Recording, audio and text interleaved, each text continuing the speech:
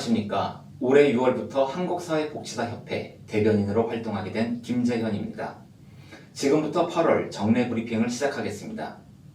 사회서비스와 사회서비스 일자리의 질을 높여 국민복지 증진에 이바지하는 것을 목적으로 설립한 서울시 사회서비스원이 7월 말로 폐지되었습니다.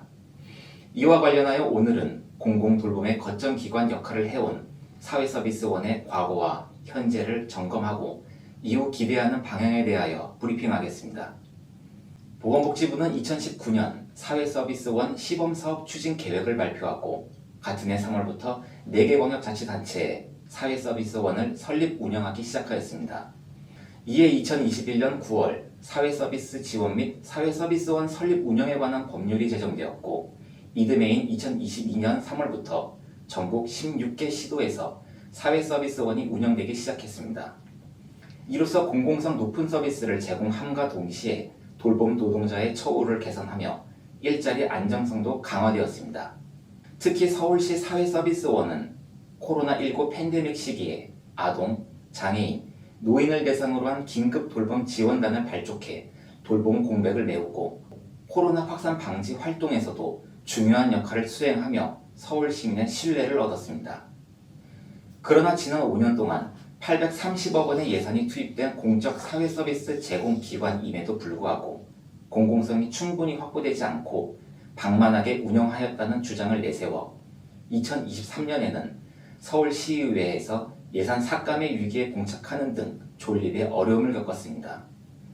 서울시 또한 서울시 사회서비스원의 업무 효율성, 저조한 실적 등을 이유로 지난 2024년 4월 25일 서울시 사회서비스원 설립 및 운영 지원 등에 관한 조례 폐지 조례안을 서울시의회 보건복지위원회에서 통과시켰고 서울시 사회서비스원은 설립 5년 만에 폐원 절차를 밟게 되었습니다. 이후 사회복지 현장, 국회, 학계, 시민사회단체 등 서울시 사회서비스원의 폐지가 국민을 대상으로 한 돌봄 서비스의 질 저하 및 돌봄 공백 등의 문제점이 야기되는 것을 지적해왔으며 사회서비스원법 본연의 목적 달성을 위한 법 개정의 목소리를 높여왔습니다. 이에 국회의 조국혁신당 김선민 의원과 더불어민주당 남인순 의원은 시도사회서비스원을 의무 설치하는 개정안을 각각 대표 발의하였습니다. 아동, 노인, 장애인 등 돌봄에 대한 공공의 역할을 강화하고 지자체가 사회 보장에 대한 책임을 다할 수 있도록 제도적 장치를 마련하는 것이 법안의 취지입니다.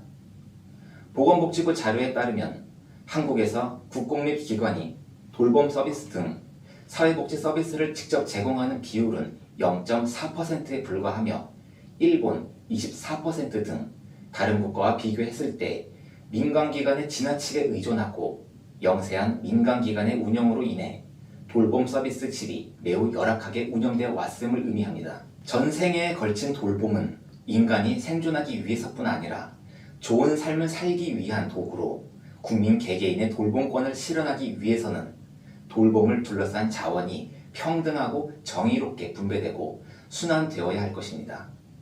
한국사회복지사협회는 앞으로 시도 사회서비스원이 본연의 역할을 다하여 아동, 장애인, 노인, 복지사각지대에 놓인 보통의 국민이 보편적 돌봄을 받을 수 있기를 바랍니다. 이상으로 8월 정례 브리핑을 마치겠습니다. 감사합니다.